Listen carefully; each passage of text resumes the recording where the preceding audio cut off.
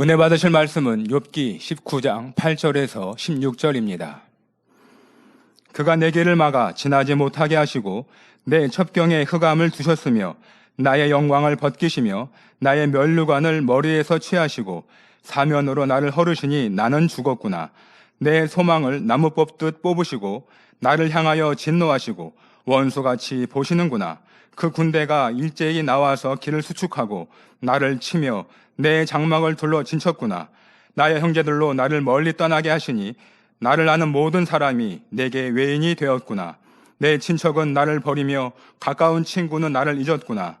내 집에 우거한 자와 내 계집종들은 나를 외인으로 여기니 내가 그들 앞에서 타국 사람이 되었구나.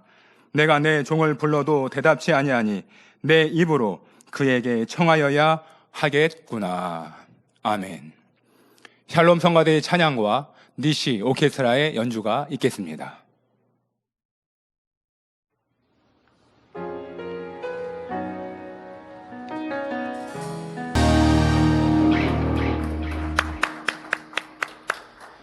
당회장 직무대 이수진 목사님께서 욥기 강의 49번째 6과 0에 같이 제아의 말씀을 증거해 주시겠습니다. 특성으로 영광 돌려주신 윤권능 형제님 감사드립니다. 지난 금요철야에는 5월 은사 집회를 이루었는데요. 치료하시고 응답하신 아버지 하나님께 감사와 영광을 올려드립니다. 성전에 들어오니까 이제 교구 일꾼 되시는 어느 분이 말씀하세요. 피부에 트러블이 심하게 일어나서 오돌토돌하게 전체 피부가 만져져 있었다는 거죠. 그래서 옆에 계신 분들한테 이분들이 보셨다는 거예요.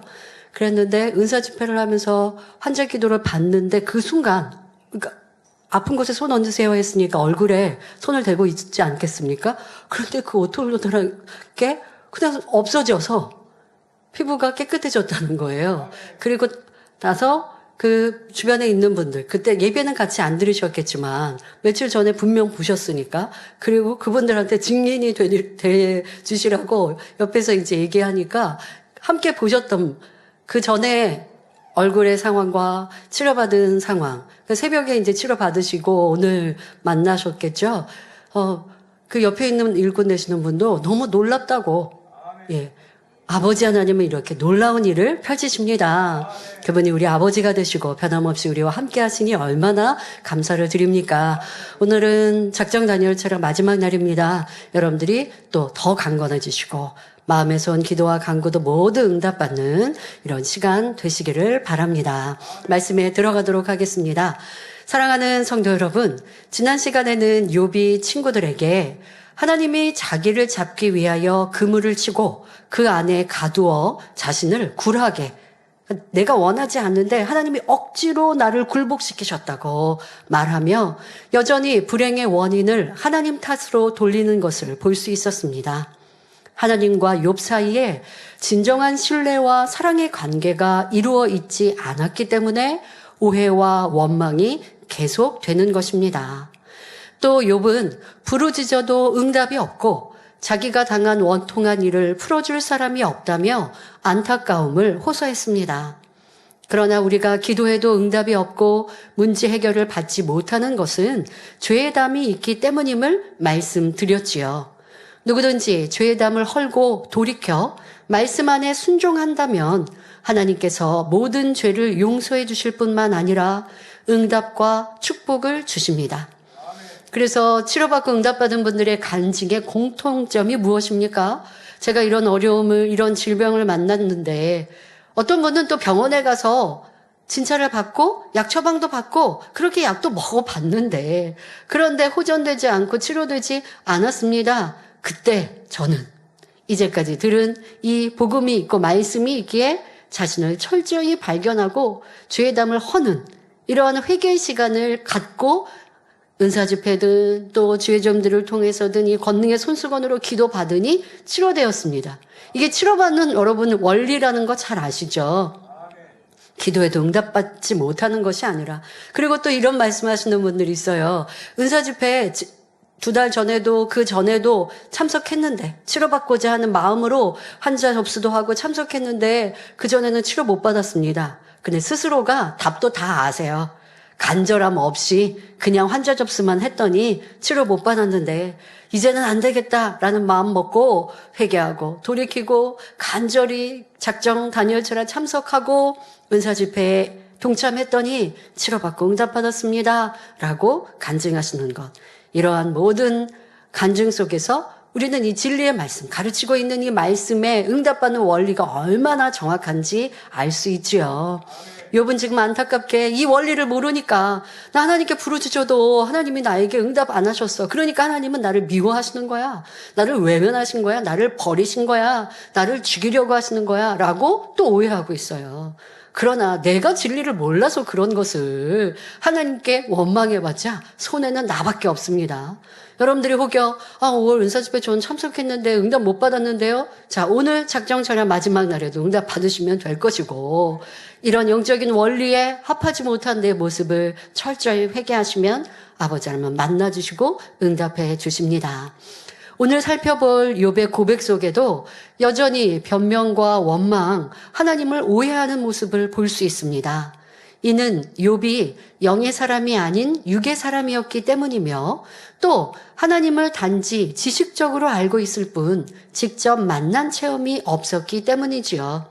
이 말씀을 통해 우리 모두도 자신을 돌아보아 내 안에 육적인 것을 벗어내고 영으로 변화되는 시간이 되시길 바랍니다.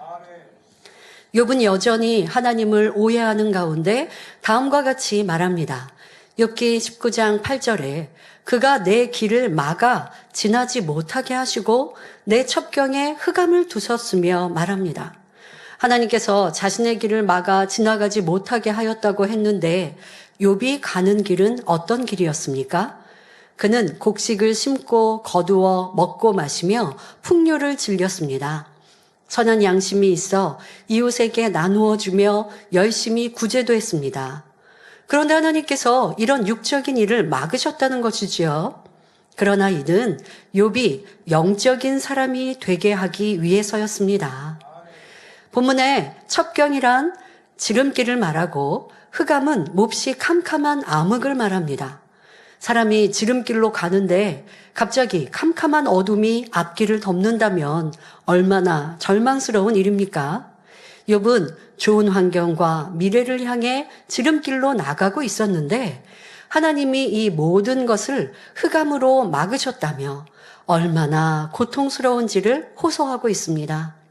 모든 물질과 자녀들이 하루아침에 없어지고 아내와 친구들에게도 버림받은 상태, 소망도 없고 모든 즐거움이 사라진 자신의 상황을 흑암에 비유하고 있습니다.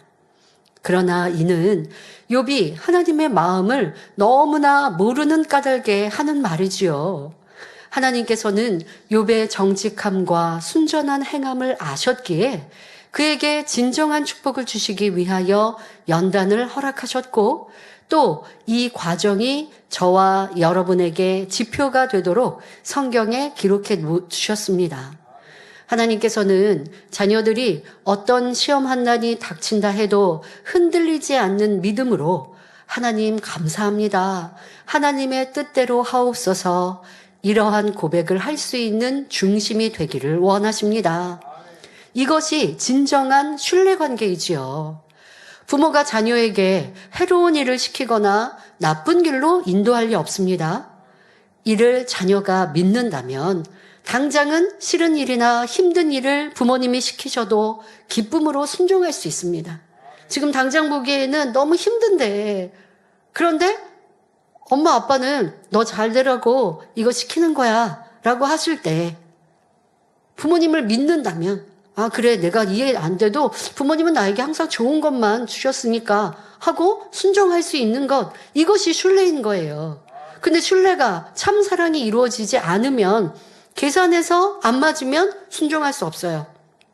자꾸 물어볼 것이고 그거 아닌 것 같은데 이렇게 하면 더 어려운 것 같은데요. 지금도 당장은 참 힘든데요. 이걸 제가 왜 꼭 해야 되나요? 이거는 신뢰관계가 상대를 온전히 믿지 못하기 때문이죠. 우리와 하나님의 관계도 이러한 모습은 아닌가 살펴하고 욥은 아직 그러한 믿음을, 영적인 믿음을 갖지 못하였기에 연단을 받고 있는 것이죠. 아버지 하나님은 우리 가운데 이런 믿음, 하나님 앞에 온전한 신뢰 관계를 이루어 행하는 이런 믿음을 원하시고 그러한 믿음을 내보인다면 원수마귀 사단은 한 길로 왔다가 7길로 물러갈 수밖에 없고 어떤 장애물도 문제되지 않으며 오직 형통한 길로만 인도받게 되는 것입니다. 육의 사람의 눈으로 계산으로는 지금 불통한 길을 가는 것 같은데 그 길이 형통한 결말로 오는 것이죠. 요셉이 가는 길이 불통한 것 같은데 성경은 형통했다라고 기록하시죠. 그런데 우리는 결과를 알기 때문에 그 영광을 알기 때문에 소년의 때, 청년의 때, 13년의 그 짧은 시간은 아닌데 그 시간에 받았던 연단이 후에 나타날 그 영광과 좋게 비교할 수 없기에 그 과정과 그 길, 그것이 형통함이었고 또 그 어려움 속에도 아버지 하나님께서 그때마다 형통한 길로 인도하신 것을 볼 수 있습니다. 요셉은 하나님을 믿고 신뢰하니 그 과정 중에 불평원망하지 않더라는 거예요. 그런데 욥은 어때요? 지금 내 생각과 내 유익에 맞지 않고 너무 힘들고 어려운데 왜 이러한 일들을 하나님이 허락하셨는가? 그러니 하나님은 분명 나쁜 하나님이야 라는 결론이 문제풀이가 왜 그렇게 나와요? 자, 이거는 잘못 문제를 풀고 있는 것이죠. 욥은 아직 이런 영적인 믿음을 이루지 못하였기에 연단을 통해 육의 믿음을 보이고 있습니다.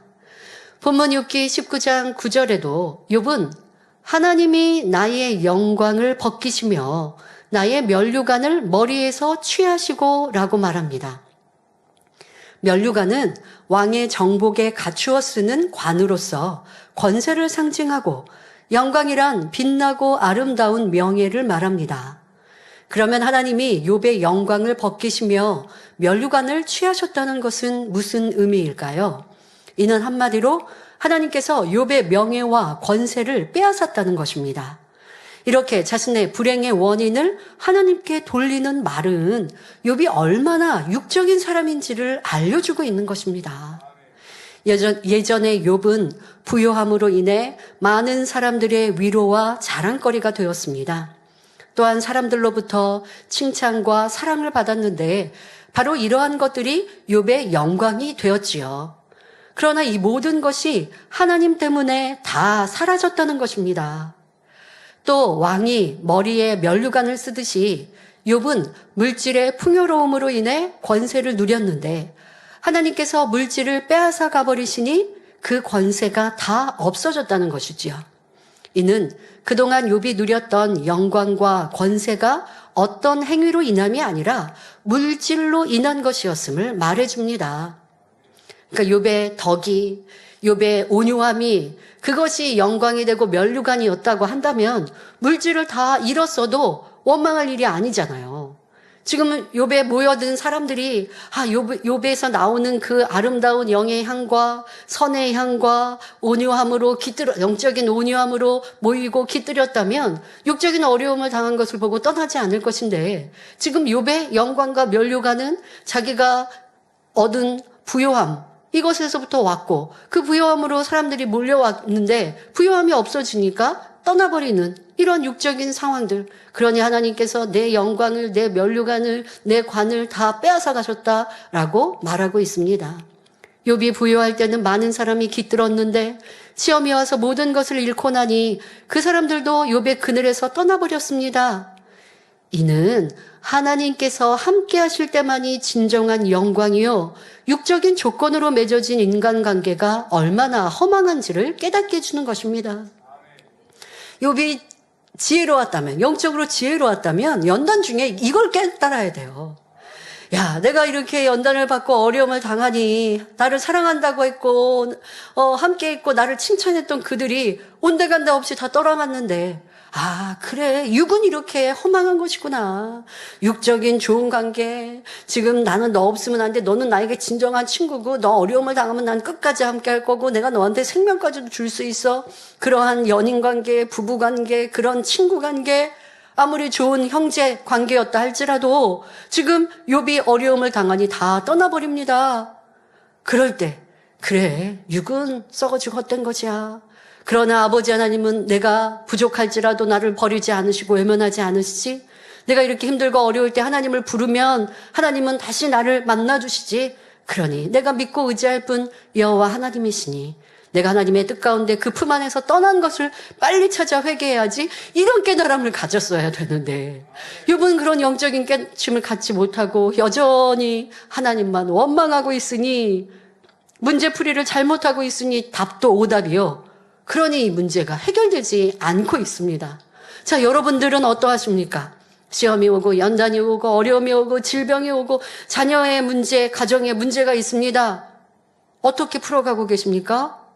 아, 내 배우자가 나를 이렇게 괴롭혀서 내가 이렇게 힘들지, 그로 인하여서 내가 이렇게 속병이 왔고, 그렇게 마음을 졸이니까 내가 육체적으로도 이렇게 질병이 왔지. 내가 지금 성령 충만하지 않아서 질병이 오고 문제가 왔는데 교회적인 연단이 오니까, 그러니까 내가 이렇게 성령 충만함을 잃어서 그래서 내가 질병이 왔지. 또 교회에 핑계를 대고 있고, 언제 문제 풀이를 정확히 해서 정답을 쓰고 그래서 문제 해결 받으시겠습니까? 욥과 같이, 욥의 친구와 같이 지금 이렇게 계속 잘못 육신의 생각 가운데 불평, 원망을 하면 문제는 해결받지 못하고 그 안에서 다람쥐 쳇바퀴 돌듯 계속 괴로움과 힘듦과 고통을 당할 수밖에 없습니다. 자, 우리는 욥기를 통해 문제 해결의 방법도, 치료받는 방법도 깨달아야 할 것입니다.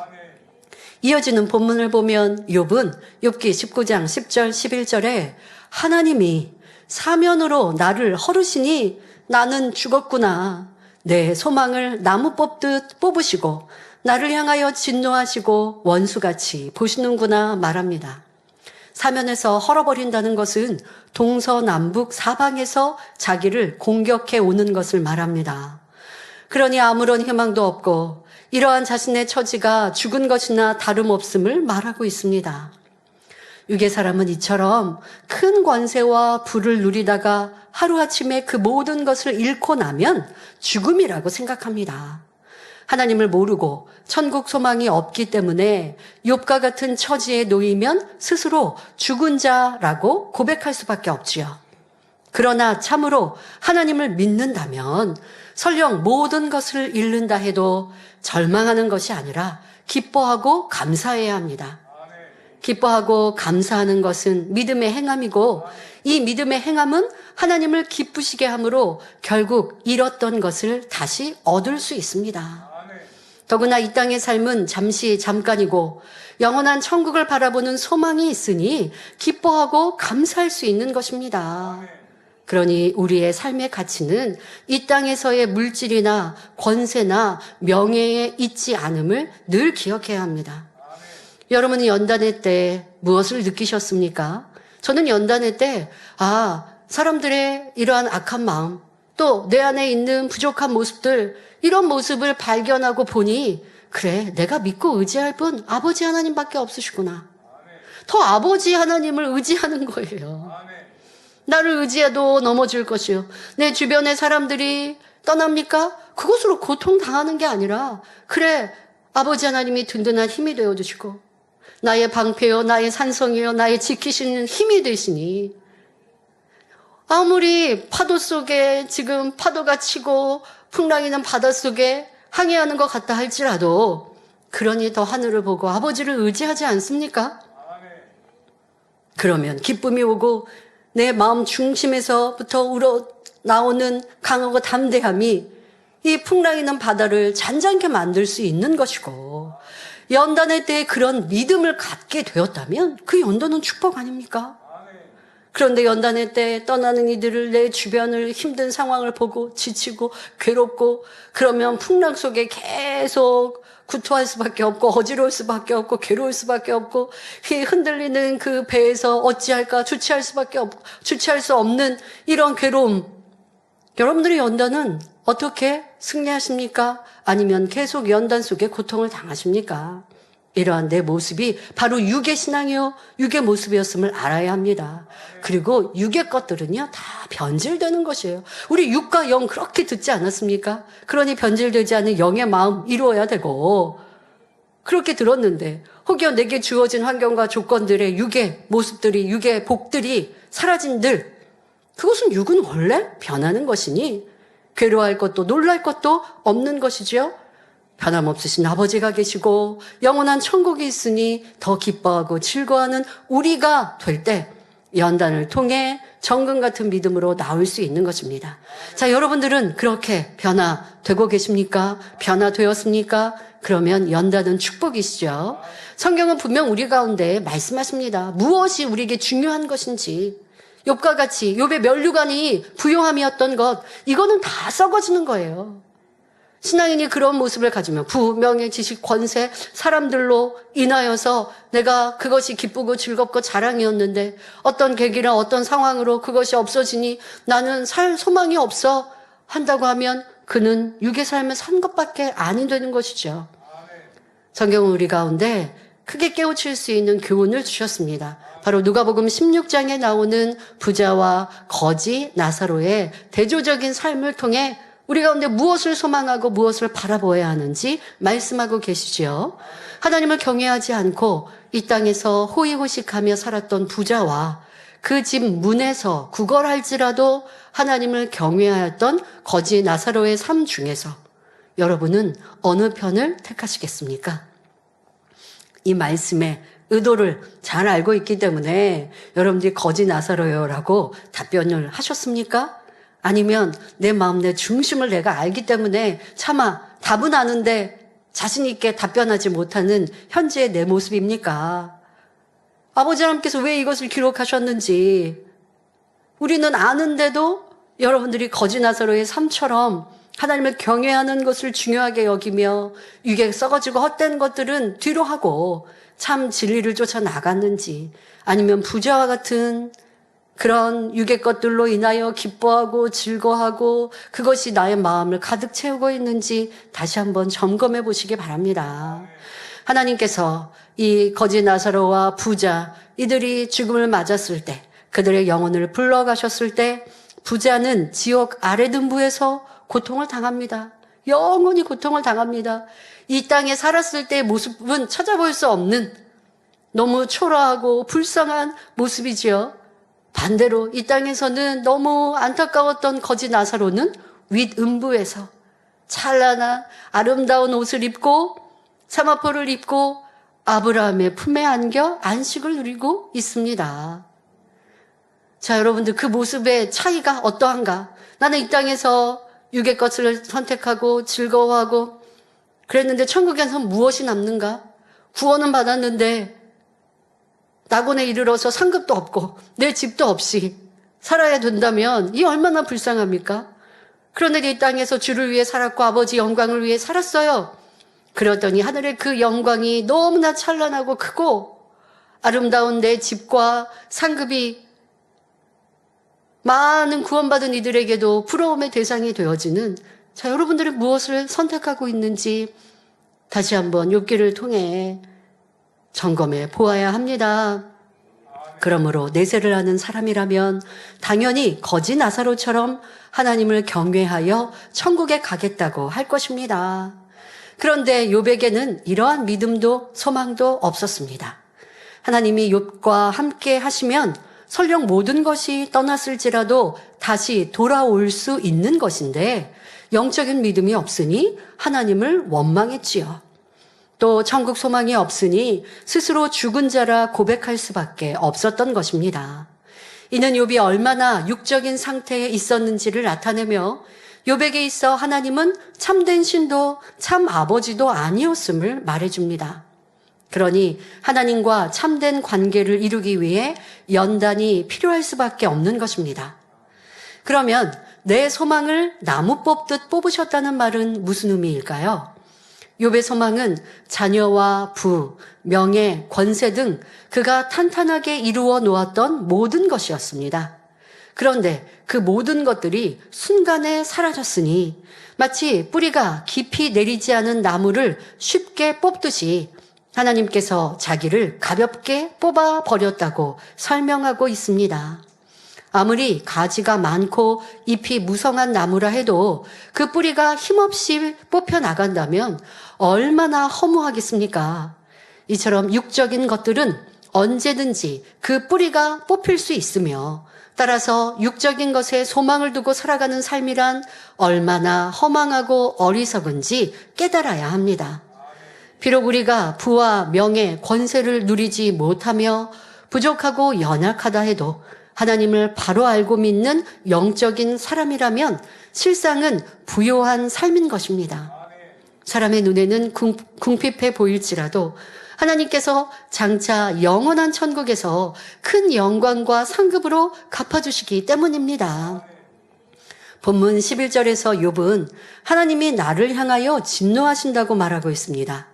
자기가 당하고 있는 모든 시험한 난, 고통과 절망과 아픔, 수고로움의 원인은 하나님이 진노하셨기 때문이라는 것입니다. 욥은 이렇게 엄청난 일을 당하게 만들 이는 바로 하나님밖에 없다고 생각했기 때문에 모든 원인을 하나님께 돌리며 분풀이하고 있습니다. 심지어 하나님이 자신을 원수같이 보신다 말하고 있습니다. 성도 여러분, 서로 원수 같은 관계에서는 어떤 현상이 나타납니까? 얼굴만 보아도 고개를 돌리고 눈빛을 마주치는 것도 싫어지며 상대의 숨소리만 들어도 몸소리가 쳐지며 심지어는 죽이고 싶은 마음이 들기도 합니다. 사람의 가장 악한 마음 중에 하나가 바로 원수 맺는 마음이지요. 그런데 악을 너무나 싫어하시며 더구나 원수를 사랑하라고 말씀하신 사랑의 하나님께서 욥을 원수같이 보고 있다는 것이니 얼마나 어이없고 무지한 말입니까? 사람들 관계에도 그럴 때가 있어요. 상대방이 자기를 미워하는 게 아닌데 자기 마음에 이 악이 너무 심하니까 상대가 나를 이렇게 미워해하고 오해하는 경우가 참 많죠. 하나님과의 관계도 그렇고 상대에 대해서 오해, 이렇게 판단해 버리는 거예요. 여러분들이 그렇다면 이것이 얼마나 나쁜 마음인지 꼭 고쳐야 된다는 것을 깨달아야 합니다. 상대가 미워할지라도 그것에 대하여 생각해서 괴로움을 겪을 필요가 없는데, 미워하는 것도 아닌데 내 스스로 판단하고 오해해서 저 사람이 나를 미워해서 이렇게 괴롭게 하나? 그런 말을 하나? 나를 이렇게 지적하나? 나를 이렇게 외면하나? 라고 말하는 것, 이것은 여러분들의 악대문임을 알아야 합니다. 하나님의 관계가 멀거나 진리를 바로 알지 못하면 쉽게 하나님을 오해하며 판단하는 것을 볼 수 있습니다. 오늘날도 하나님을 알지 못하는 사람들 중에는 본인의 잘못으로 일이 어긋났는데 하늘도 무심하시지 하면서 하나님을 원망합니다. 또 하나님을 믿는 사람들이라 해도 진리를 바로 알지 못하면 시험한 난이 왔을 때 욥처럼 하나님이 나를 미워해서 치셨다며 오해하는 것을 볼 수 있습니다. 그러나 히브리서 12장 4절부터 8절을 보면 하나님께서 왜 자녀들을 징계하시는지 자세히 알려주고 계십니다. 자, 먼저는 우리가 하나님의 참 자녀가 되려면 죄를 피 흘리기까지 싸워서 버려야 하는데 그렇게 하지 않기 때문에 징계하신다 말씀하십니다. 자, 바로 내가 신앙생활 하는데 성결을 향해 달려가지 않으면, 그냥 정체져 있는 신앙생활을 하면 여러분들에게 연단이 올 수 있는 거예요. 근데 그것은 하나님의 사랑이라는 것이죠. 왜? 그래야 하나님 닮은 참 자녀가 되니까. 그냥 두면 내 갈 길로 가고 내 뜻대로 가고 욥처럼 그냥 겉으로는 바르게 신앙생활하는 것 같지만 마음은 할례하지 않기 때문에 여전히 육적인 믿음, 육적인 신앙생활을 할 수밖에 없으니 하나님이 사랑하셔서 징계하시고 하나님이 사랑하셔서 연단하신다는 거예요.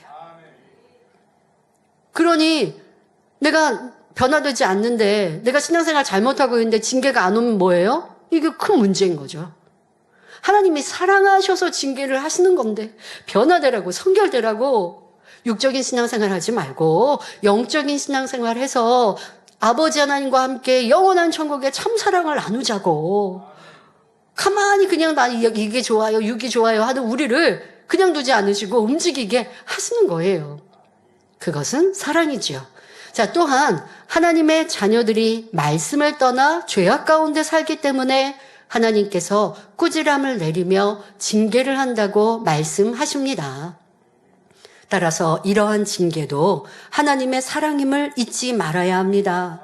하나님의 자녀들이기 때문에, 즉 사생자가 아니기 때문에 사망의 길에서 돌이키도록 징계를 하시는 것이니 이로 인해 낙심하는 것이 아니라 오히려 기뻐하고 감사해야 합니다. 여러분 꼭 기억하세요. 죄악 가운데 거하는데 내 안에 징계와 하나님의 야단치시는 게 없다면, 사생자 취급되어졌다면 더 무서운 일입니다. 그러한 인생들이 얼마나 많습니까?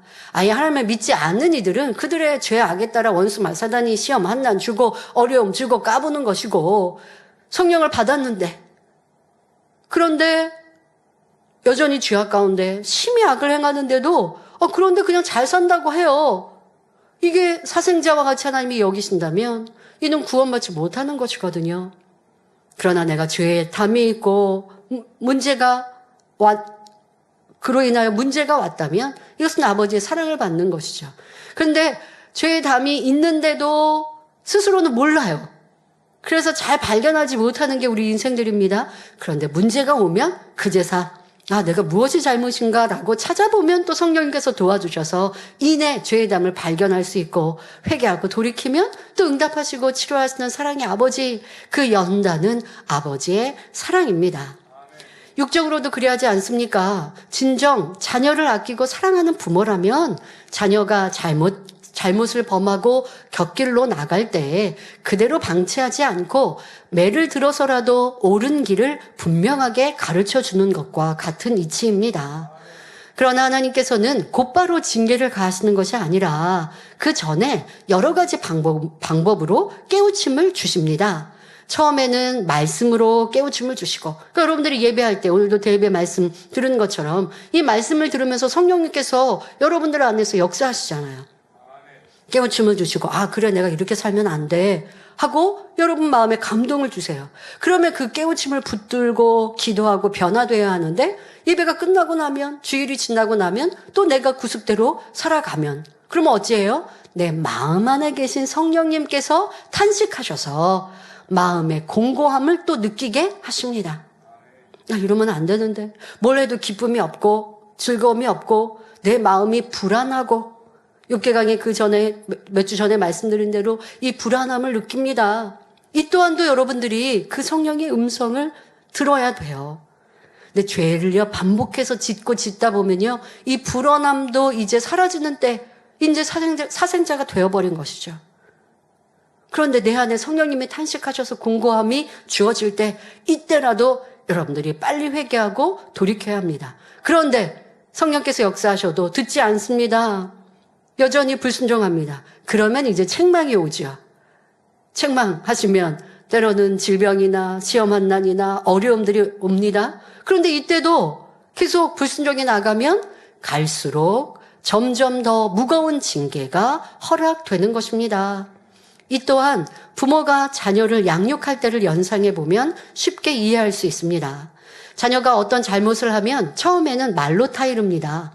이때 말을 듣지 않으면 큰 소리가 나가고, 그래도 듣지 않으면 매를 들게 되지요. 히브리서 12장 9절부터 11절을 보면 또, 그런데 여러분들 우리 부모님들 이렇게 매를 든다고 하니까 자녀들에게 매를 자주 들어도 된다 하시면 안 돼요. 그리고 체벌은 여러분들 감정대로 하시면 안 되고요. 그러니까 체벌도 때가 있죠. 그 어릴 때. 이제 자기를 만들어가는 때. 그건 체벌을 자주 하는 것도 바른 교육도 아니고요. 좋은 교육이 아니고요. 아이들에게 말로 타이르고 또 서로 약속해서 가르치고, 그리고 그것이 안 되면 어떤 벌이라고 하는 체벌을 너가 좀 생각해봐 하고 엄마가 때로는 그 아이에게 체벌이라고 해서 꼭 매가 아니더라도 여러 가지 아이를 훈계하는 방법들의 강도가 이렇게 있어야 합니다. 그런데 그게 아니라 부모님이 감정대로 내 말 내 뜻대로 행하지 않는다고 손찌검을 하고 때리고, 이거는 악인 거예요. 부모님이 그렇게 하시는 건 부모의 도리가 아니고 잘못인 것이죠. 자, 히브리서 12장 9절부터 11절을 보면 또 우리 육체의 아버지가 우리를 징계하여도 공경하였거든 하물며 모든 영의 아버지께 더욱 복종하여 살려 하지 않겠느냐. 저희는 육의 아버지, 육의 부모는 잠시 자기의 뜻대로 우리를 징계하였거니와 오직 하나님은 우리의 유익을 위하여 그의 거룩하심에 참여케 하시느니라. 무릇 징계가 당시에는 즐거워 보이지 않고 슬퍼 보이나 후에 그로 말미암아 연달한 자에게는 의의 평강한 열매를 맺나니 말씀했습니다. 즉 하나님께서는 우리의 유익을 위해 그의 거룩하심에 우리를 참여케 하시려고 우리에게 징계를 허락하신다는 말씀입니다. 이처럼 하나님께서는 우리를 사랑하시기 때문에 우리가 말씀대로 살지 못할 때 시험한 난을 허락하시는 것이요 징계를 가하심으로 진리 안에 살도록 인도하십니다. 즉 하나님께서는 각 사람의 악의 모습을 빼내어 온전케 만드시기 위해 연단을 가하시는 것이지요. 그리고 우리가 연단을 통해 죄악을 버리고 나면 정금 같은 믿음을 소유한 믿음의 선진들처럼 존귀한 사람이 될 수 있습니다. 따라서 내 잘못으로 인해 연단을 받았을지라도 결국 연단은 축복이요 감사한 일인 것입니다. 욥은 육적인 사람이므로 연단의 때에 하나님 앞에 원망, 불평의 말을 하지만 우리 성도님들은 영적인 사람이 되어 항상 기뻐하고 감사함으로 축복의 열매를 맺으시기 바랍니다. 그럼 나는 아직 육의 사람이면 불평, 원망해도 하나님이 이해하시나? 아니요. 그게 얼마나 어리석은지 욥기를 통해 지금 듣고 있는 거예요. 그러니까 욥이 시험한 난을 떠나고 응답과 축복을 받으려면 이 불평, 원망을 그쳤을 때 축복으로 바뀌었다니까요. 그러니까 나는 육의 사람이니까 불평하고 원망했지 라고 말하면 안 되고 이 육의 사람이 영의 사람으로 바뀌기 위해도 불평, 원망, 이유, 변명 버려야 되는 것이고 또 이 시험한 날을 이기기 위해서도 여러분들의 불평, 원망을 벗어내야 하는 것입니다. 이어지는 욥기 19장 12절에 그 군대가 일제히 나아와서 길을 수축하고 나를 치며 내 장막을 둘러 진쳤구나 말합니다. 여기서 군대란 실제로 군병들을 말하는 것이 아니라 욥의 친구들을 의미합니다. 친구들이 욥을 얼마나 힘들게 했으면 군대라고 표현했겠습니까? 친구들이 욥에게 힘을 주어 말하며 큰 소리 내는 것을 욥은 강한 군대가 일제히 나아오는 것으로 비유한 것입니다. 예를 들어 사람들이 강한 사람에 대해 표현할 때 누구는 호랑이 같다, 누구는 사자같이 덤벼든다고 비유하는 것처럼 말입니다. 또 길을 수축한다고 했는데 이는 무슨 뜻일까요? 수축이란 무너진 곳을 다시 보수 공사하여 튼튼하게 세우는 것을 말합니다. 즉 낡은 것을 새롭게 고치고 더 낫게 손질한다는 것이니 문자적으로는 좋은 의미이지만 욥은 전혀 다른 뜻으로 말하고 있습니다. 성도 여러분, 언제 친구들이 와서 욥의 길을 수축한 적이 있습니까? 그런 적이 없지요. 그러니 군대가 일제히 나와 길을 수축한다는 것은 친구들이 그동안 욥에게 이것이 잘못되었다, 저것이 잘못되었다면서 계속 욥의 말을 꼬투리 잡아 아무렇게나 고쳐나갔다는 의미입니다. 즉 욥은 친구들이 자신의 가는 길, 자신의 말, 자신의 의도 등을 자꾸 번복시키며 고쳐나가고 있다고 말하는 것입니다. 그러니까 나는 의로운데 친구들은 너는 의로운 게 아니야, 너는 악해, 이렇게 하죠. 그러니까 이거를 지금 자기를 수축했다라고 말하는데 좋은 의미가 아니라 내 마음과 나도 잘 모르면서 저렇게 나를 나쁘게 바꿔서 말하고 있다라고 친구들이 이렇게 자기를 괴롭히고 있다라고 설명하고자 하는 것입니다. 욥은 지금 자신이 얼마나 힘든 상황인지를 비유들어 설명하고 있는 것입니다. 이어서 나를 치며 내 장막을 둘러 진쳤다는 것은 친구들이 욥을 군대처럼 둘러서 공격하는 것을 말합니다.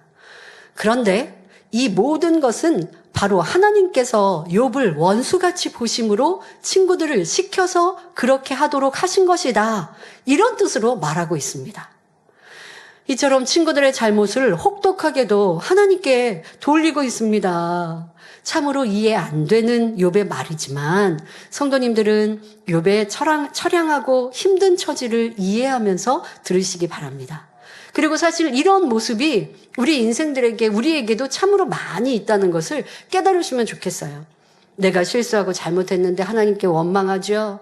또 내가 아니면 상대방이 나를 좀 힘들게 하는데 그 상대방만 탓하는 게 아니고 그 상대방을 누가 그렇게 시켰다라고 오해하는 이런 경우도 있고, 때로는 교회 안에서 보면 또 주의종을 그렇게 오해하기도 하고, 함께하는 일꾼들이 서로 좀 불편하거나 상대가 나에게 이렇게 권면하는데 혼자 판단하는 거예요. 오해하는 거예요. 주회장님이 저 사람에게 나를 이렇게 오해하게 만들었나? 나에게 이렇게 말하라고 시켰나? 이렇게 상대도 미워하고 그 윗사람도 말하지 않은 말을 시켰다고 판단하고 정죄하고, 그러니 더 괴로워지고 점점점 늪으로 빠져드는 내 악.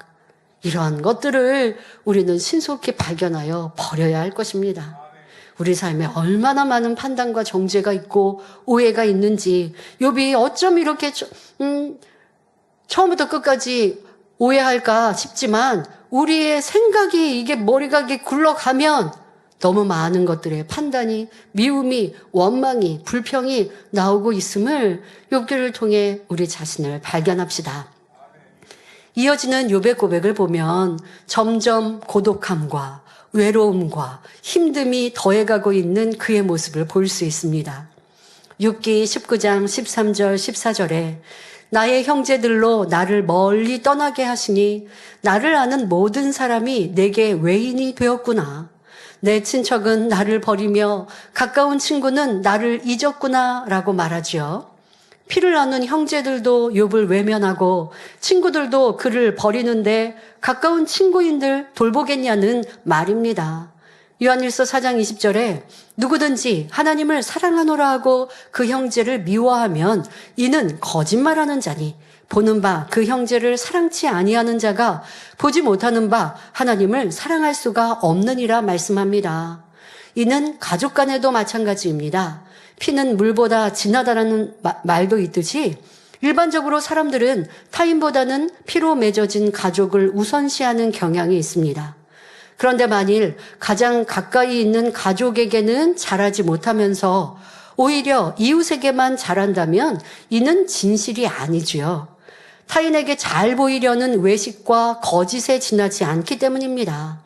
이러한 측면에서 볼 때 가장 가까운 형제들이 욥을 외면할 정도라면 그 외의 사람들이 욥을 멀리하는 것은 당연한 일입니다. 욥이 많은 부귀영화를 누리며 풍족하였을 때는 존경받으며 의인이라는 칭송을 받았습니다. 많이 베풀며 힘과 소망을 주었기 때문이지요. 또 욥은 부모로서 사랑이 넘쳐 자녀들과 함께 늘 제사를 드렸으며 가족뿐 아니라 친척, 이웃 간에도 사랑을 나누었습니다. 그러나 이는 육적인 사랑이었음을 욥의 현실이 분명히 보여주고 있습니다. 욥이 모든 소유물을 잃고 나니 형제들도 떠나고 다정했던 지인들이 낯선 사람 대하듯 욥을 외면하고 친척도 욥을 버리고 친구들도 멀어지고 있는 현실입니다. 이처럼 육적인 사랑은 변하는 것이요. 자신의 유익과 맞지 않을 때는 돌아서기 때문에 그 결과는 비참합니다. 물질로 심은 것은 그 물질이 사라지면 외면당할 수밖에 없고, 권세로 심은 것은 그 권세가 떨어지면 멀어질 수밖에 없습니다. 이렇게 육으로 심은 것은 아무 쓸모가 없는 것입니다. 그런데 욥은 주위 사람들이 자기를 떠난 것도 하나님이 그렇게 만든 것이라고 말하고 있습니다. 이어지는 본문도 육적인 사랑의 결과물을 여실히 보여줍니다. 욥기 19장 15절 16절에 내 집에 우거한 자와 내 계집종들은 나를 외인으로 여기니 내가 그들 앞에서 타국 사람이 되었구나. 내가 내 종을 불러도 대답지 아니하니 내 입으로 그에게 청하여야 하겠구나 말합니다. 과거의 욥은 부자였기에 집안에는 종들을 비롯하여 왕래하는 사람들이 많았습니다. 그런데 이제는 여종들마저 주인인 욥을 오히려 외인처럼, 이방인처럼, 낯선 사람처럼 대합니다. 여종들이 욥을 얼마나 무시하였는지 욥이 자신을 타국인이라고 표현할 정도였습니다. 주인을 당연히 섬겨야 할 종들이건만 욥이 부르면 대답도 하지 않습니다. 내 입으로 그에게 청하여야 하겠구나 했는데 이는 욥이 종에게 사정하며 몸을 굽혀야 부탁을 해야 들어줄까 말까 하는 상태가 되었다는 말이지요. 종들까지도 자신을 무시하며 주객이 전도된 상황이니 욥의 고통과 슬픔과 아픔은 말로 다 표현하기 어려웠을 것입니다. 게다가 사랑했던 사람들로부터 미움과 버림받을 때 그 고통이 얼마나 크겠습니까? 욥은 너무나 가슴 아픈 심정으로 지난 날을 되돌아보고 있습니다. 욥이 물질이 많을 때 얼마나 많은 사람들을 대접하고 구제하며 잘 돌보아 주었습니까? 친구들이 문병을 온 것도 평소에 욥의 도움을 받았기 때문이지요. 욥은 친구들에게 잘해 주었던 지난 날이 있기 때문에 지금도 그들을 향해 이런저런 말을 당당하게 할 수 있는 것입니다. 그러나 욥에게 돌아온 것은 아무것도 없으며 멸시천대, 조롱만 받고 있을 뿐입니다. 그렇다면 여기서 우리가 얻을 수 있는 교훈은 무엇일까요? 바로 육과 영의 가치에 관한 것입니다. 자, 첫째는 육적인 믿음을 영적인 믿음으로 바꿔야 한다는 것입니다. 욥은 하나님을 지식적으로 알고 육적으로 믿었기 때문에 하나님께서 욥을 연단하실 수밖에 없었습니다. 하나님을 머리로 아는 지식적인 믿음으로는 하나님을 만날 수도 없고 응답받을 수도 성령의 음성을 들을 수도 없습니다. 그러니 연단을 통해 지식적인 믿음이 영적인 믿음으로 바뀌어야 합니다. 여러분들이 욥기를 보면 우리가 크게 주제를 여러분들 알아야죠. 하나님이 욥을 왜 연단하셨는가? 라고 하는 이유이죠. 자, 왜 연단하셨어요? 욥의 육적인 신앙을 영적인 신앙으로 바꾸게 하기 위해서입니다. 육적인 신앙, 육적인 모습이었다는 것이 계속 불평과 원망, 친구들과 다투고 변론하는 그리고 미워하는 모습을 통해서 보여주고 있잖아요. 자, 여러분들도 한마디로 내 신앙이 영인가 육인가 이거를 발견해야 되는 거예요. 그걸 항상 점검하면서 신앙생활을 해야 돼요. 나는 충성 열심히 하고 있는데요. 모이기에 힘쓰고 있는데요. 기도 빠지지 않고 하고 있는데요. 왜 기도하고 왜 충성하십니까? 하나님이 원하시는 영적인 신앙생활을 하기 위해 기도하는 거예요. 근데 기도한다고 하는데 변화는 안 돼요. 이거 문제가 아주 심각하죠. 그러면은 왜 그런가? 이걸 찾아야 되는 거죠. 그래, 기도는 하고 있지만 내가 응답 주세요. 축복해 주세요. 이렇게 기도하고 있지. 기도를 통해 내 자신을 발견하고 변화시키는 이런 기도는 안 하고 있구나. 무슨 말입니까? 아버지 하나님, 저 영의 사람 되고 싶어요. 막달라 마리아 같은 선한 마음 이루게 해주시고 루카 같은 도리를 쫓는 사람 되게 해주시고 이렇게 좋은 거는 다 갖다가 기도한다고요. 그런데 실상 나에게 도리를 쫓지 않는 모습은 모르고 있는 거예요. 보려고 하고 인정하려고 하지 않아요. 여전히 말씀을 듣고도 직장에 가서 누가 나를 힘들게 하면 미워합니다. 저 상사는 없었으면 좋겠어. 이런 마음을 갖습니다. 그러면서 이게 악이라는 걸 말씀을 통해 깨닫고 기도하는 중에 그러한 내 모습을 들고 기도를 해야죠. 아버지 하나님, 제가 이렇게 악했습니다. 누가 저에게 불이익을 주면 조금 야단치고 듣기 싫은 말 하면요. 저는 이내 그를 미워했고요. 저 사람 그냥 없었으면 좋겠어. 회사에서 좀 없었으면 좋겠어. 이런 마음, 너무 악한 모습이었습니다. 이런 모습 변화되기 원합니다. 라고 기도해야 기도인데. 그게 영적인 기도예요. 아버지 기뻐하시는 기도인데. 그것이 영적인 신앙생활인데 기도한다고 하는데 이런 기도가 아니면 자기를 변화시키지 못하니 여전히 육적인 신앙생활. 욥은 하나님 앞에 경외하고 제사도 드렸어요. 번제도 열심히 드렸고 스스로는 죄짓지 않았지만 자녀들이 범죄하였을까 대신하여 그렇게 번제를 드릴 만큼 하나님을 심히 경외했지만 마음의 할례가 부족했다라는 것. 그것이 연단을 받으며 욥기를 통해 나오지 않습니까? 그러면 이렇게 나를 발견해야 돼요. 그러니까 영적인 신앙인가 육적인 신앙인가 나를 보아야 하고, 욥을 보니 육적인 신앙, 육적인 모습이었음을 지금 계속하여 표현하고 있고, 그 안에 있는 어떠한 마음, 또 친구들의 있는 말과 이 모습을 통해서 서운함이 있는지, 시기 질투가 있는지, 미움이 있는지 이렇게 말씀드리고 있는데, 그 말씀에 은혜 받고 또 흘러버리면 소용이 없어요. 그것을 붙들어서 내 안에 이런 모습이 있었으니까 이제 바꿔야 영적인 신앙생활이요, 바꿔야 영적인 믿음이 임하는 것입니다. 오늘날도 하나님을 믿는 사람들이 연단을 받는 이유 중에 하나는 육적인 믿음을 영적인 믿음으로 바꾸게 하기 위함입니다. 그러니까 육비를 통해 여러분들은 이러한 이유, 아버지 하나님의 깊은 뜻을 깨닫고 계시죠. 우리 성도님들은 선교를 향해 달려가니 죄악은 버리고자 하지 않은 죄를 행하고 또 죄 짓고 이렇게 살지 않는 착한 성도님들이 많이 계세요. 근데 그런 분들은 행위적으로 죄를 짓지 않으니까 내 마음에 있는 이 악의 모양, 이거를 발견하지 않는 모습이 답답하지 않게 그냥 신앙생활하고 있는 분들도 계세요. 난 잘한다 생각하는 분들. 죄 짓지 않는 거예요. 누구랑 싸우고 다투고 시시비비하고 이런 모습 없어요. 특별히 눈에 띄는 내가 아는 죄를 짓는 건 없어요. 육체일 행하지 않고 사망의 일은 육체일 더더욱 행하지 않아요. 그런데 문제는 뭐냐고요. 내 안에 있는 악이 순간에 판단도 하고 또 서운함도 갖고 마음 안에 미움도 있고, 근데 미움이 육체의 일로 드러나지는 않아요. 육신의 일로 내 안에 있을 뿐이죠. 이러한 것들을 찾아내어서 변화돼야 되는데 그렇지 않고 기도하고 충성하고 신앙생활에 가보세요. 그러면 또 내 안에 기쁨이 임하지 않아요.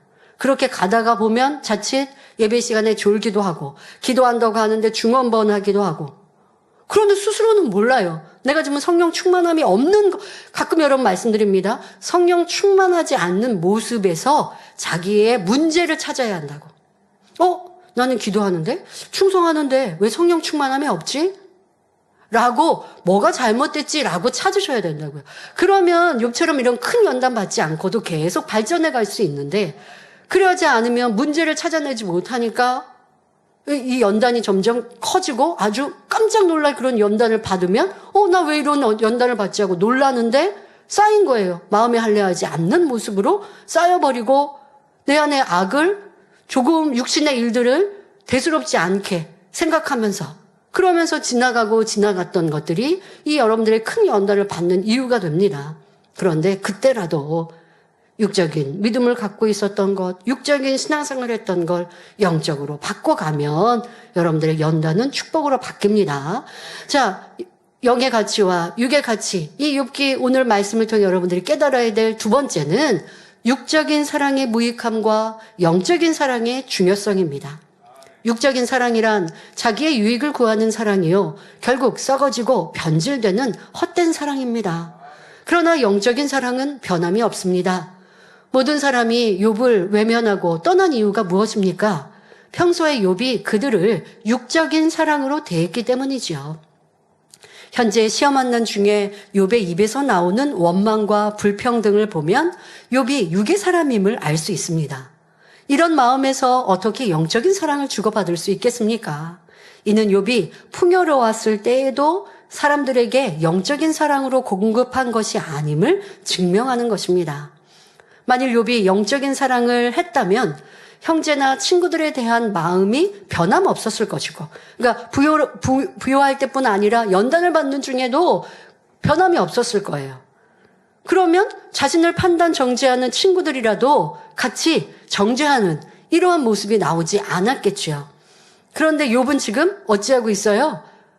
지금 그 전에는 친구들과 사랑한다라고 했지만 지금 연단을 받으니까 친구들하고 싸우고 있고 또 판단하고 있고 정죄하고 있는 이 모습이 전이나 지금이나 영적인 사랑이 아니었음을 보여주는 것이지요. 이러한 욥의 모습들, 욥의 이 모습들, 이런 것들을 여러분들이 보시면서 나는 내 자녀, 내 배우자 사랑하고 영적인 사랑이라 생각하는데 그게 아닌 내 모습, 지금 내가 친한 사람, 가까운 사람, 섬기는 사람, 내가 저 사람을 아주 소중히 귀히 여기고 있는데 정말 그리한 영적인 사랑인가? 이러한 욥의 모습을 통해서 욥의 이런 연단의 속에 나오는 육적인 모습 속에서 나의 모습도 찾아야 할 것입니다. 또 욥은 하나님께 대해서도 영적인 사랑을 이루지 못한 것을 볼 수 있습니다. 영적인 사랑을 하였다면 시험 환난 속에서 원망 불평하지 않고 끝까지 인내하며 감사했을 것입니다. 하지만 욥은 하나님에 대한 사랑도 온전하지 못하였습니다. 이렇게 욥의 사랑이 육의 사랑이니 욥의 사람들 또한 욥을 외면하거나 떠났던 것입니다. 욥이 풍요로웠을 때 많은 이들에게 소망을 주고 도와주었지만 결국 영적인 사랑이 아닌 육적인 사랑이었기 때문에 그들이 욥을 떠나고 아무것도 남지 않은 것입니다. 고린도전서 13장 말씀대로 오래 참고 온유하며 상대의 유익을 구해주는 영적인 사랑을 했다면 욥의 사람들이 욥을 떠나지 않았을 것입니다.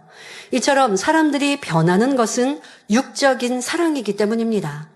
물론 영적인 사랑을 주었는데도 상대가 배신하는 일도 있습니다. 바로 예수님을 팔아넘긴 가룟 유다처럼 마음이 너무나 강팍한 사람의 경우이지요. 우리는 이런 악한 사람이 되어서는 안 됩니다. 받은 은혜와 사랑에 보답하며 항상 변함없는 사랑을 이루어야겠습니다. 또 내가 먼저 영의 사랑을 이루어 주변 사람들을 변화시키는 능력 있는 영의 일꾼들로 나오시기를 주님의 이름으로 기원합니다. 여러분들이 때로는 어렵고 연단 중에 있을 때 내 주변 사람들이 떠납니까? 여러분들을 괴롭게 하고 힘들게 합니까? 그럴 때 사람들로 인하여 힘들어하지 마시고 내가 육의 사랑을 했구나. 그것을 돌이켜서 이제는 영의 사랑을 해야지라고 다짐하시면 연단은 축복이라고요. 그런데 사람들로 인하여 괴롭고 힘들어하면 연단을 해서 여러분들이 참 깨우쳐야 될 이 가치를 못 깨닫는 것이죠. 욥은 지금 계속하여 그리하고 있지만 우리는 욥기를 통해 우리 스스로 이제 발견하도록 여러분 말씀을 드리고 있습니다. 욥의 사람들이 떠난 이런 육의 사랑의 관계가 얼마나 허무한 것임을 우리는 깨닫고 우리는 영의 사랑을 하는 사람이요. 혹여 상대가 변화되지 않았을지라도 그로 인하여 낙심하지 마시고 변함없는 사랑을 이루면 참 사랑의 관계를 이룰 수 있게 됩니다. 결론을 말씀드립니다. 사랑하는 성도 여러분, 오늘은 욥의 외롭고 처량한 처지를 살펴보면서 육적인 사랑의 무익함과 영적인 사랑의 중요성에 대해서 말씀드렸습니다. 성경에서는 변하지 않는 영적인 사랑이 나옵니다. 대표적으로 다윗과 요나단의 사랑을 들 수 있습니다. 요나단의 아버지는 이스라엘 초대 임금인 사울이고 다윗은 사울의 신하였습니다. 그런데 다윗이 전쟁에 나갈 때마다 승리하여 백성들에게 인기가 높아지자 사울 왕이 질투를 느껴 미움이 생기고 급기야는 다윗을 죽이려고 하였지요. 이때 요나단은 사울 왕의 장남으로서 왕위를 이어받을 수 있는 후계자입니다. 하지만 사심이나 욕심이 없었기 때문에 왕이라는 직책에 연연하지 않았습니다. 요나단은 장차 다윗이 왕이 될 것이며 자신의 아버지 사울 왕은 망하게 될 것도 알고 있었습니다. 영적으로 이제 깨어나 있으니 이것을 느끼고 아는 것이죠. 그런데도 요나단은 다윗을 죽이지 않고 오히려 보호해주고 지켜주었죠. 사울이 왕위를 지키기 위해 다윗을 죽이려고 혈안이 되었을 때 요나단은 생명의 위협을 무릅쓰고 다윗을 구해주었습니다. 사무엘상 20장 17절에 요나단이 다윗을 사랑함으로 그로 다시 맹세케 하였으니 이는 자기 생명을 사랑함같이 그를 사랑함이었더라 했습니다. 이처럼 요나단은 다윗을 위해 생명도 줄 수 있었고 이러한 사랑이 죽을 때까지 한결같았습니다. 요나단을 향한 다윗의 사랑도 마찬가지입니다. 요나단이 길보아 전투에서 전사하자 다윗은 식음을 패하고 그의 죽음을 슬퍼했습니다. 왕위에 오른 다윗은 요나단의 아들 무비보셋을 찾아 사울의 재산을 모두 돌려주고 왕궁에서 자신의 아들처럼 돌봐주었지요. 이처럼 영적인 사랑은 비록 자신에게 유익이 되지 않고 해가 될지라도 생명 다하기까지 한결같은 마음으로 사랑하는 것입니다. 어떤 대가를 바라거나 자신에게 잘해준다고 해서 사랑하는 것이 아닙니다. 아무 조건 없이 순수하게 자신을 희생하며 상대를 위해 한결같이 줄 수 있는 아름답고 가치 있는 사랑입니다. 이런 영적인 사랑과 반대로 야곱과 에서는 육적인 사랑을 했던 것을 볼 수 있습니다. 한 부모에게서 같은 날에 태어난 쌍둥이 형제임에도 서로 자기의 유익이 되지 아니하니 어떤 상황이 벌어졌습니까? 형은 동생을 죽이려 하고 동생은 형을 피해 도망을 가는 비극이 벌어지지요. 가장 사랑하고 의지해야 할 형제가 오히려 남남보다 못한 사이가 되고 만 것입니다. 이처럼 육적인 사랑의 결과는 무가치한 것이며 이것이 바로 육과 영의 차이임을 깨달아 우리 성도님들은 신속히 육을 버리고 영의 마음을 이루시길 기원드립니다. 말씀 상고하시면서 함께 기도하겠습니다. 좋으신 아버지 하나님, 오늘은 욥의 육의 믿음, 육적인 신앙생활이 어떤 불평과 원망으로 나오는지 살펴보며 우리의 신앙생활, 우리의 모습은 빨리 영으로 변화될 것을 다짐해 보았습니다. 또한 육의 어려운 형편과 환경 속에 욥의 사람들은 욥을 떠나버렸습니다. 육의 사랑이 이와 같이 무가치한 것임을, 변질되는 것임을 여실히 보여주고 있습니다. 이러한 것을 통해 우리도 육의 사랑은 헛된 것임을 알아 영의 사랑을 이루기를 사모하며 영의 사람으로 신속히 변화되는 모든 성도님들 되게 하여 주옵소서. 감사드리며 우리 주 예수 그리스도의 이름으로 기도하옵나이다. 아멘. 당회장님의 환자를 위한 기도를 받겠습니다. 아픈 곳이나 연약한 곳 위에 손을 얹고 기도받으시고 아프지 않으시는 분들은 가슴에 손을 얹고 마음의 소원을 위해 믿음으로 기도받으시기 바랍니다. 할렐루야. 전능하신 사랑의 아버지 하나님, 이 시간 기도받는 모든 성도님들 위해 안수하여 주옵소서. GCN과 인터넷과 화상을 통해 기도받는 지교회와 지성전 그리고 전세계 하나님의 자녀들 위에도 시공간을 초월하여 역사하여 주시기를 원합니다.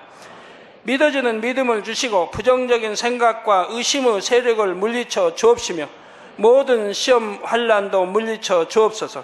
머리부터 발끝까지 오장육부 뼈 마디마디 온몸의 신경 조직 세포 등 아픈 곳마다 성령의 불로 태우시고 근본의 빛으로 역사하여 주옵소서.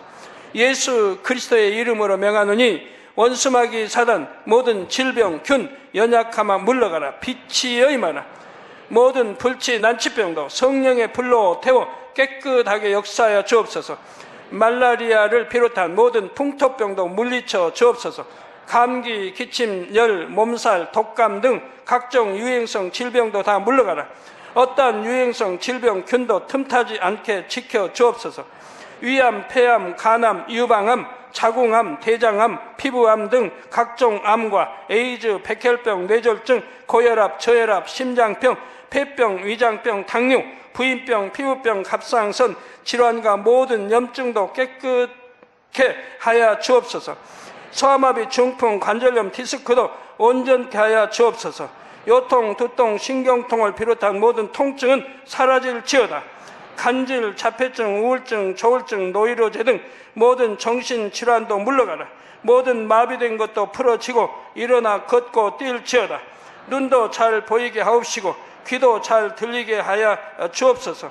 소경은 눈을 뜨고 기머거리는 들으며 벙어리는 말할지어다.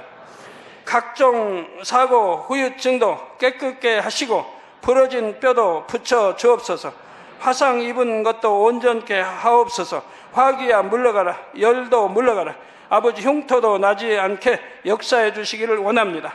마약을 비롯하여 각종 약물과 독극물 중독도 깨끗함을 입을지어다. 죽은 신경과 세포가 살아나며 죽은 자도 살아나게 하여 주옵소서. 잉태의 축복도 주시기를 원합니다. 잉태 축복을 받으라. 예수 그리스도의 이름으로 명하노니 원수마귀 사단아 하늘 공중 곳에 잡은 악의 영들아 물러가라. 그의 사자들도 물러갈지니라. 이 땅의 악한 영, 더러운 영, 거짓되고 간사한 영, 이간질하고 미혹하는 모든 어둠들은 물러가라. 모든 흉악의 결박을 풀고 어둠아 물러가라. 빛이 여임하라. 아버지 하나님, 부르짖어 기도할 수 있는 능력을 주시고 죄를 버리고 성결될 수 있는 능력을 주옵소서.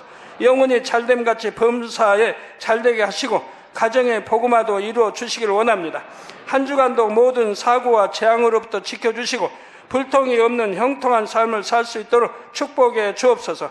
성령의 불담으로 천군 천사와 주님의 불꽃 같은 눈동자로 모든 하나님의 자녀들과 가정, 일터, 사업들을 지켜주시기를 원합니다. 학생들에게 지와 명철을 더하시고 공부도 할 수 있는 뜨거운 마음과 열정도 더하여 주옵소서. 마음과 생각을 세상에 빼앗기지 않도록 지키시고 하나님을 뜨겁게 사랑하는 학생들로 축복하여 주옵소서. 하나님의 자녀들이 먹으나 마시나 입으나 무엇을 하든지 하나님 앞에 영광 돌리는 삶이 되게 축복하여 주시기를 원합니다. 나는 하나님을 만났노라, 체험했노라, 응답 받았노라, 축복 받았노라, 간증하는 입술이 되게 역사하여 주옵소서. 아버지 하나님 감사합니다. 홀로 영광 받으옵소서. 우리 주 예수 그리스도의 이름으로 기도하옵나이다. 아멘.